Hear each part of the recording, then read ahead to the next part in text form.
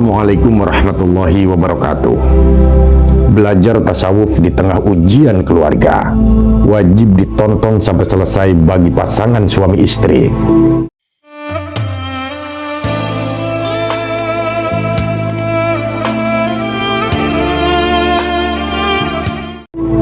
Sahabatku, dalam menghadapi pasangan yang tidak sejalan dalam ibadah selama bertahun-tahun adalah madrasah kehidupan yang sangat tinggi tingkatannya. Dalam ilmu tasawuf, kebahagiaan sejati tidak digantungkan pada perilaku manusia, melainkan pada hubungan murni antara hamba dengan Sang Khalik. Yang pertama, marilah kita memahami hakikat sebuah ujian. Dalam pandangan kaum sufi, segala sesuatu yang terjadi pada diri kita adalah kehendak Allah Subhanahu wa Ta'ala. Ketika Allah memberikanmu istri yang susah diatur dan suka melawan suami, maka ada beberapa perspektif tasawuf yang bisa meredakan bahkan menyembuhkan luka. Pertama, penyucian dosa. Kesedihan yang Anda rasakan bisa jadi penggugur dosa yang sangat cepat jika diterima dengan ikhlas dan ridho. Kemudian pembeda orientasi. Allah Subhanahu wa Ta'ala mungkin sengaja membuat Anda kecewa pada makhluk, dalam hal ini istri, agar Anda tidak lagi menggantungkan harapan pada manusia dan hanya menyisakan Allah dalam hati Anda. Kemudian cermin kesabaran. Pasangan Anda adalah alat bagi Anda untuk mencapai makom ataupun derajat sobirin, orang-orang yang sabar, yang dicintai Allah tanpa batas. Kemudian cara konsentrasi ibadah saat hati terasa hampa. Mengapa masalah dengan istri membuat Anda sulit untuk khusyuk? Karena hati Anda masih memberikan ruang yang besar bagi perilaku istri Anda.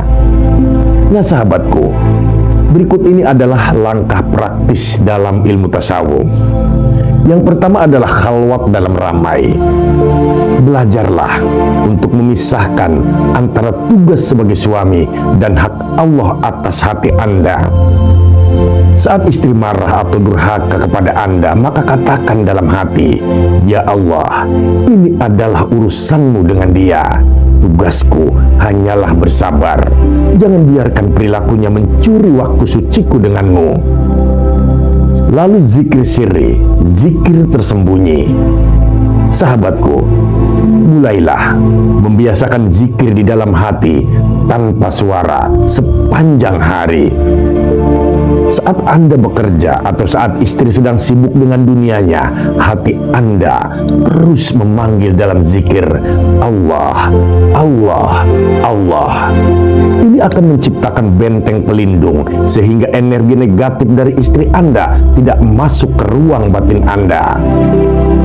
Lalu makom ridho, menerima setiap ketentuan. Susahnya ikhlas biasanya karena kita masih ingin mengubah orang lain sesuai dengan kehendak kita. Tasawuf mengajarkan, lakukanlah bagianmu, berdakwah dengan akhlak, serahkan hasilnya pada pemilik hati. Fokuslah dalam memperbaiki diri sendiri, karena kelak kita akan menghadap Allah sendirian, bukan berpasangan. Langkah menuju belajar tasawuf secara praktis. Jika Anda ingin mendalami tasawuf agar bisa tetap tenang, mulailah dengan langkah-langkah ini.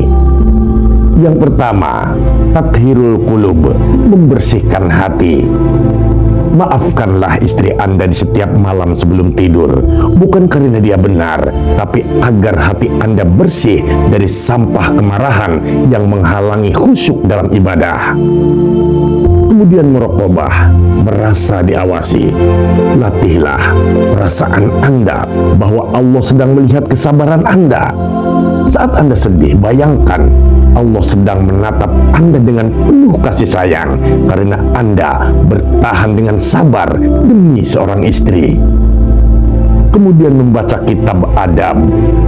Bacalah kitab-kitab ringan tentang penataan hati seperti kitab Al-Hikam karya Ibnu Athaillah atau ringkasan Ihya Ulumuddin karya Imam Al-Ghazali pada bab sabar dan syukur. Kemudian berdoalah di sepertiga malam.